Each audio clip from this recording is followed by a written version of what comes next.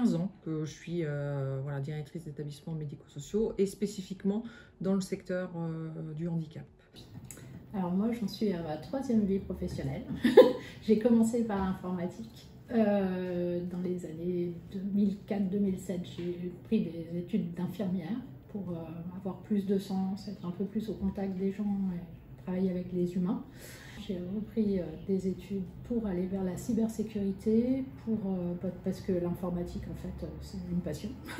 Alors donc, je suis infirmière en pratique avancée depuis maintenant 3 ans. Donc, je suis médecin responsable des services de soins médicaux et de réadaptation gériatrique du CHU. Et aussi, j'ai une autre casquette de référente télésanté pour l'établissement maintenant. J'utilise le numérique déjà avec le dossier patient, qui est un dossier partagé. Donc, je suis en complémentarité avec le médecin traitant. Donc le fait d'avoir un unique outil, c'est essentiel pour ne pas avoir de perte de données. On a besoin de notre ordinateur comme de notre stéto, c'est-à-dire que tout le dossier patient est dans l'ordinateur. On ne peut plus rien faire sans les outils numériques, hein, que ce soit le dossier patient informatisé, que ce soit toutes les consultations de l'imagerie, tous les résultats d'examen, de la biologie, etc.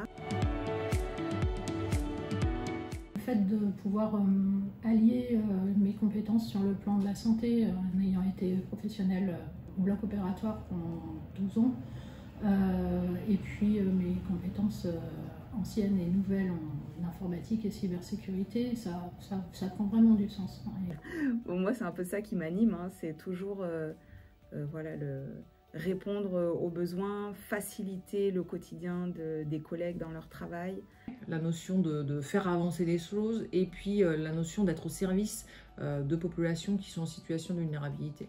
La question du sens du travail, elle est vraiment pour moi essentielle.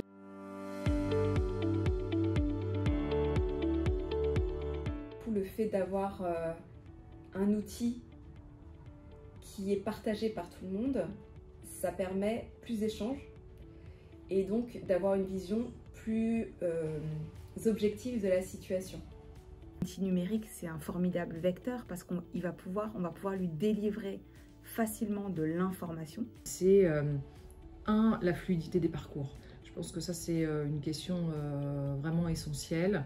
Le deuxième point que j'évoquerai, c'est la question de la circulation de l'information autour des patients et des usagers. Et puis le troisième point, c'est la sécurisation des pratiques. Tout le volet préventif, par exemple, grâce aux outils numériques, on va pouvoir avoir des campagnes de prévention ciblées.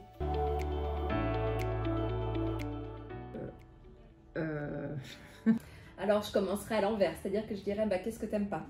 Qu'est-ce qui te freine? De quoi t'as peur? Pour du coup planter une graine et dire là ça pourrait répondre à ça, de cette manière. Il faut oser aller et s'engager dans cette voie-là, même si on n'est pas à l'aise, il faut demander, il faut se faire accompagner, mais il faut s'engager dans la voie.